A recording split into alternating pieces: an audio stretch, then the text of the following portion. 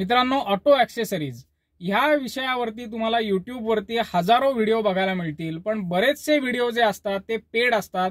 एखादी specific product promote करण्यासाठी तो व्हिडिओ बनवलेला असतो. पण हा व्हिडिओ मित्रांनो तसा नाहीये.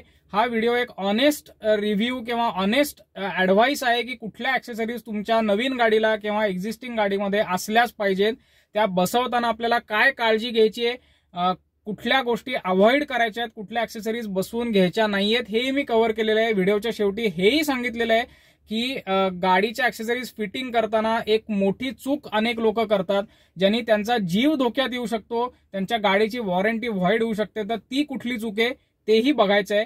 त्यामुळे व्हिडिओ शेवटपर्यंत बघायचा आहे. ह्या महत्त्वाच्या व्हिडिओमध्ये मी तुमचं खूप खूप स्वागत करतो. व्हिडिओला सुरुवात करू, चला तर मग.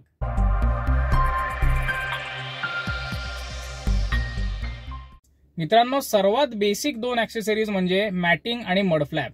आणि नवीन गाडी घेत असताना ह्या आपल्याला फुकट घ्यायच्या आहेत हे लक्षात ठेवायचं. कारण जसं आपण भाजी घेताना कढीपत्त्याचे कधीच पैसे देत नाही, तसे ह्या दोन ॲक्सेसरीजचे आपल्याला गाडी घेताना पैसे द्यायचे नाहीत. आणि ह्या अतिशय साध्या ॲक्सेसरीज आहेत, सोप्या ॲक्सेसरीज आहेत. तर ह्याला डेफिनेटली मी थम्सअप देईन. फक्त मॅटिंगमध्ये 3D, 4D, 5D असे वेगवेगळे काय काय प्रकार आलेले आहेत डोअर मॅट्समध्ये, फ्लोअर मॅट्समध्ये. म्हणजे ते पूर्ण झाकलं जातं. तुमची फ्लोअर जी असते ती मधलं जे मोल्डिंग असतं किंवा मधला ट्रान्समिशन टनल वगैरे जो असतो तोही झाकला जातो.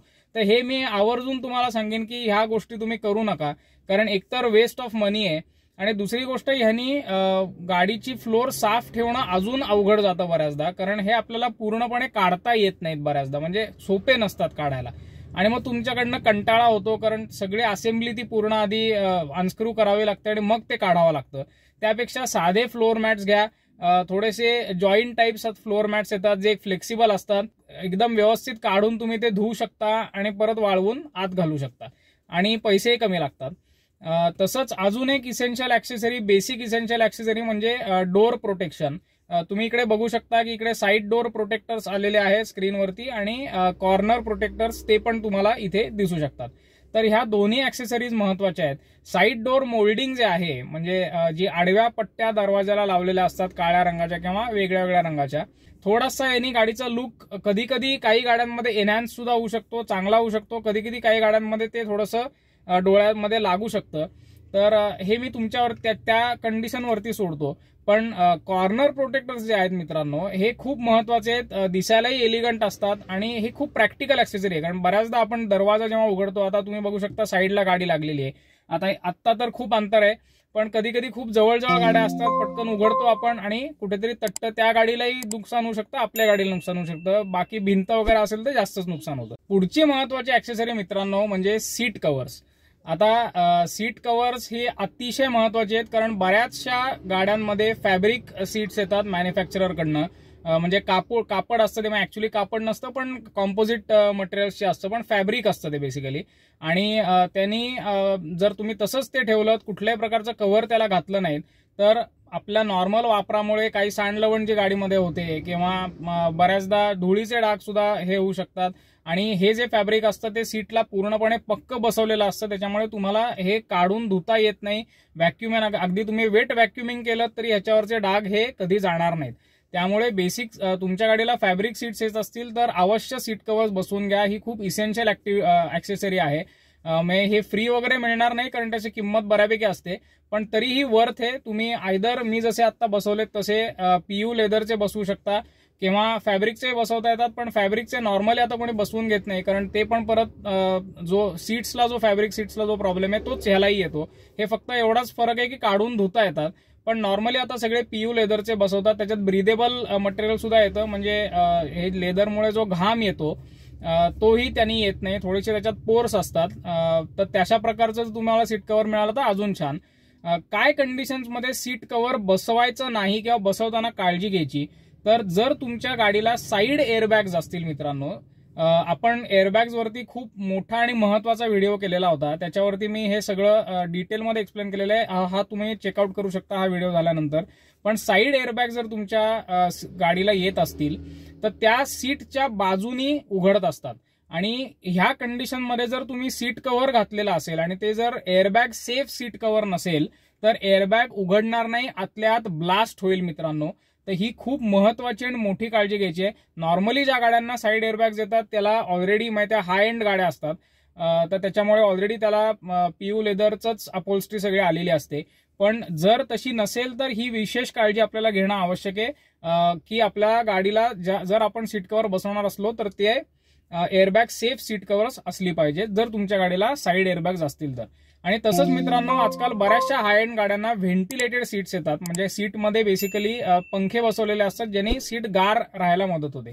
तर मी परत सांगेन की ह्या गाड्यांमध्ये नॉर्मली मॅन्युफॅक्चररकडनंच पीयू लेदरच्या सीट्स येतात, त्याच्यावरती कव्हर बिव्हर घालण्याची गरज लागत नाही आपल्याला. पण जरी तुम्हाला घालायचं असेल तर व्हेंटिलेटेड सीट जर तुमच्या गाडीला येत असेल तर कधीही कव्हर घालायचं नाहीये. पण सीट कव्हर्सला मी जरूर थम्सअप देईन, it's a very important accessory. मित्रांनो एक ऍक्सेसरी अशी आहे की ज्याचं महत्व सगळ्यांना पटलेलं आहे. किती महत्वाची आहे सगळ्यांना माहिती असतं, आपण बोलतो पण बसवत मात्र खूप कमी लोक बसवतात. हार्डली 2 ते 3% लोक ऍक्च्युली ही ऍक्सेसरी बसवतात आणि ती म्हणजे डॅश कॅम. ह्याच्यासाठी मला जास्त काही बोलण्याची गरज नाही. ही छोटीशी एक 5-10 सेकंदाची जी क्लिप आहे ती तुम्ही बघा.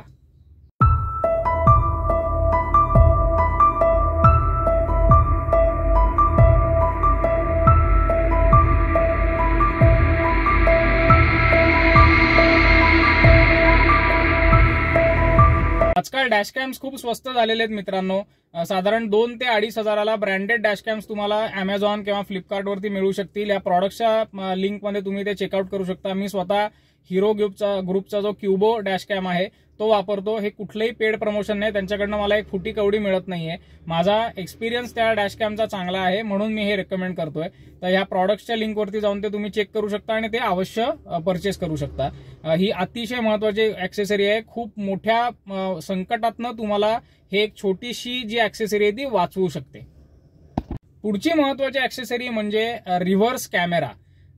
हा जर तुमच्या गाडीबरोबर येतच असेल तर काही प्रश्न नाही, पण जर येत नसेल तर बाहेरून तुम्ही शक्यतो रिव्हर्स कॅमेरा बसवू नका असा मी तुम्हाला सल्ला देईन. किंवा जर तुम्ही बसवलात तर त्याच्यावरती जास्त रिलाय राहू नका. म्हणजे ह्या ऍक्सेसरीला माझ्याकडनं एक थम्स डाऊन आहे. पण ह्याच्या सोबतच जे पार्किंग सेन्सर्स येतात मित्रांनो त्याला मात्र बिग 2 थम्सअप आहेत. कारण पार्किंग सेन्सर्स तुम्ही आफ्टर मार्केट जरी बसवलेत, म्हणजे ऍक्सेसरी म्हणून जरी पार्किंग सेन्सर बसवलेत तरी त्याची अॅक्युरसी अप टू 98% अॅक्युरेट असतात, त्याला काही प्रॉब्लेम येत नाही. पण रिव्हर्स कॅमेरा जे येतात म्हणजे आयदर आता बऱ्याचशा फॅन्सी ऍक्सेसरीज मध्ये आपला जो आतला रिअर व्ह्यू मिरर असतो त्याच्यामध्ये काहीतरी पिक्चर वगैरे दिसतं, किंवा तुमचं जे म्युझिक सिस्टीम आहे त्याच्यामध्ये ते पिक्चर दिसतं. तर ऍडिशनल ऍक्सेसरी म्हणून घ्यायला काही हरकत नाही, पण त्याच्यावरती आपल्याला अवलंबून राहायचं नाहीये. याचं कारण असं आहे मित्रांनो की हे जे एक्सटर्नल तुम्ही ऍक्सेसरी म्हणून रिव्हर्सिंग कॅमेरा जर बसवलात आणि त्याच्यात ज्या गाईडलाईन्स येतात, म्हणजे अशा 2 पट्ट्या येतात आणि मध्ये त्याला रेघा असतात, म्हणजे किती अंतरे वगैरे किंवा गाडीचे कॉर्नर्स वगैरे त्याच्यात दिसतात, तर ह्याच्यावरती रिलाय राहण्यात पॉईंट नसतो. कारण तो जो पर्टिक्युलरली रिव्हर्स कॅमेरा आहे तो तुमच्या गाडीच्या हिशोबाने कॅलिब्रेटेड नसतो. जेव्हा एखादा मॅन्युफॅक्चरर ओरिजिनल ऍक्सेसरी म्हणून रिव्हर्स कॅमेरा देतो तेव्हा त्या पर्टिक्युलर गाडीच्या त्या मॉडेलला तो कॅलिब्रेटेड असतो. म्हणजे गाडीची एक्सटर्नल डायमेन्शन्स किती आहेत, कॉर्नर्स कुठे आहेत वगैरे हे सगळा विचार करून त्या गाईडलाईन्स आलेल्या असतात.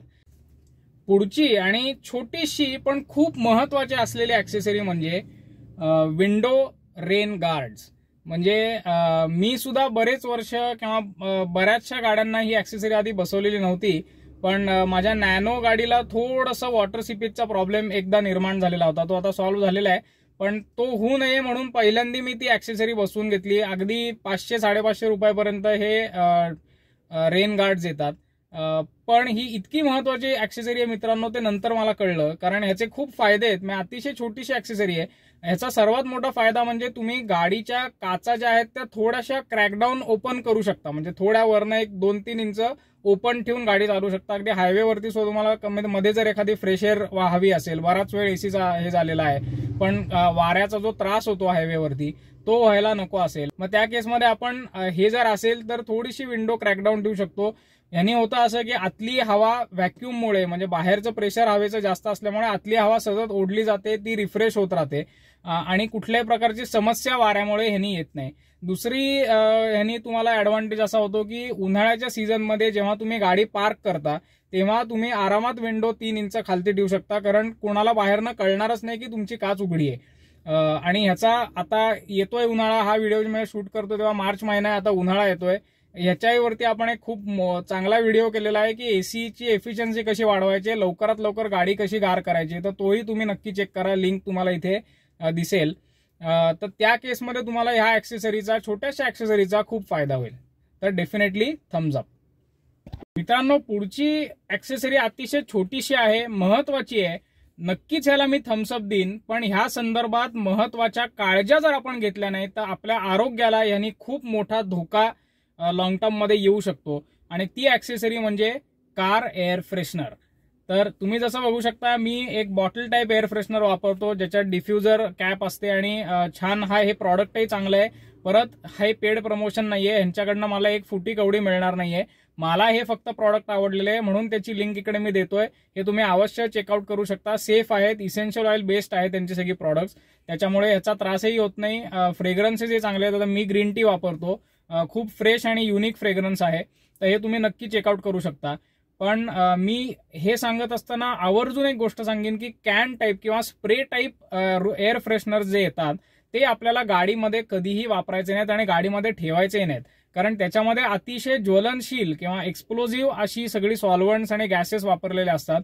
विशेषतः उन्हाळ्याच्या दिवसात जेव्हा गाडी आतून पूर्ण गरम होते, बंद असते, तेव्हा या गॅसेसचं इंटरनल टेम्परेचर आणि प्रेशर वाढून हा कॅन कधी कधी फुटू शकतो आणि त्याला आग लागू शकते, एक्सप्लोजन होऊ शकतं आणि तुमच्या गाडीचं खूप गंभीर नुकसान होऊ शकतं. अशा अनेक केसेस मित्रांनो घडलेल्या आहेत, तुम्ही ऐकलेल्या असतील, वाचलेल्या असतील. पण तरी सुद्धा मी अनेक लोकांना अशा स्प्रे टाईपचे हे वापरताना बघितलेलं, तर ते आपल्याला कधीही वापरायचे नाहीयेत. दुसरी गोष्ट, आजकाल भीमसेनी कापूर युक्त एअर फ्रेशनर्स असे खूप मार्केटमध्ये आलेले आहेत, तर तेही मी तुम्हाला नक्की अवॉइड करायला सांगेन, कारण ह्याच्यामधले हे बेसिकली, आता मी काही सबस्क्रायबर्सला माहिती असेल की आयुर्वेद क्षेत्रात काम करतो, त्यामुळे मला माहिती आहे की ह्याच्यातला कापूर जो बऱ्याचदा वापरलेला असतो तो केमिकल युक्त असतो. एवढा प्युअर क्वालिटीचा कापूर हे वापरत नाहीत लोक.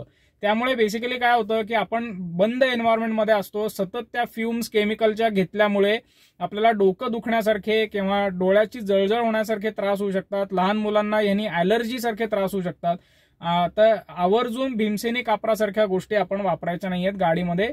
घरात तुम्ही वापरा, कारण तिथे मोकळी ओपन एन्व्हायरमेंट आहे, गाडीमध्ये वापरू नका, मी हे नक्कीच रेकमेंड करणार नाही. आणि दुसरी गोष्ट, याच्यात अजून एक गोष्ट लक्षात ठेवायची की खूप स्ट्रॉंग वास असलेली जे रूम एअर फ्रेशनर्स असतात, जेल बेस्ड कधी कधी येतात किंवा वॅक्स बेस्ड येतात, पण त्याला खूप जास्त स्ट्रॉंग वास असतो. तर असेही एअर फ्रेशनर्स आपल्याला नेहमी अवॉइड करायचे आहेत. एक माइल्ड वास आला पाहिजे, कुठल्याही प्रकारे आपल्याला त्रास नाही झाला पाहिजे, पण प्लेझेंट वाटलं पाहिजे, म्हणजे आपल्या शरीरालाही त्रास होत नाही आणि एक गाडीचा एन्व्हायरमेंट हा प्लेझेंट राहतो. तर थम्सअप आहे, पण ह्या काळज्या घेऊन मगच थम्सअप आहे.